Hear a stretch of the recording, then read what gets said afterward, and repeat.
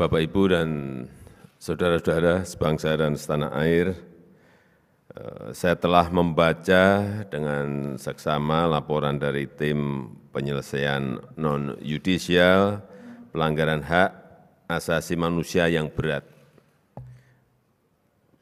yang dibentuk berdasarkan keputusan Presiden nomor 17 tahun 2022. Dengan pikiran yang jernih dan hati yang tulus, saya sebagai Kepala Negara Republik Indonesia mengakui bahwa pelanggaran hak asasi manusia yang berat memang terjadi di berbagai peristiwa. Dan saya sangat menyesalkan terjadinya peristiwa pelanggaran hak asasi manusia yang berat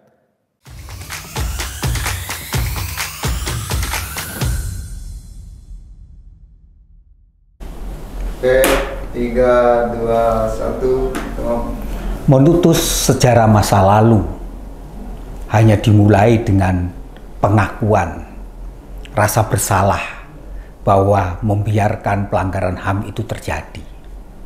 Menyesali dan memastikan bahwa kekerasan atas nama pelanggaran hak asasi manusia tidak akan terjadi lagi.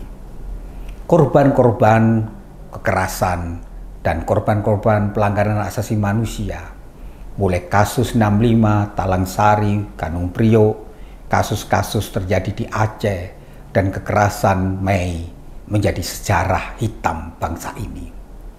Mengapa pelanggaran HAM terus terjadi? Karena kita tidak pernah mau mengakui dan melakukan sebuah koreksi terhadap pelanggaran masa lalu. Pelanggaran masa lalu sering terjadi karena kita tidak pernah mau mengakui bahwa sejarah kita penuh dengan sejarah kelam. Sejarah yang dipenuhi dengan tetesan darah. Sejarah yang pernah diputus bahwa kekerasan itu menjadi model penyelesaian masalah.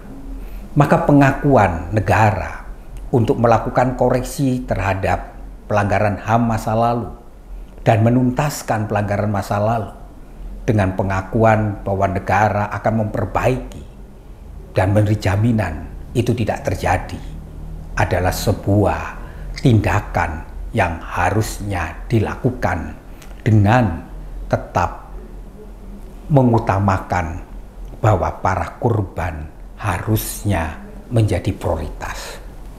Korban-korban pelanggaran HAM harus mendapatkan perlakuan yang adil.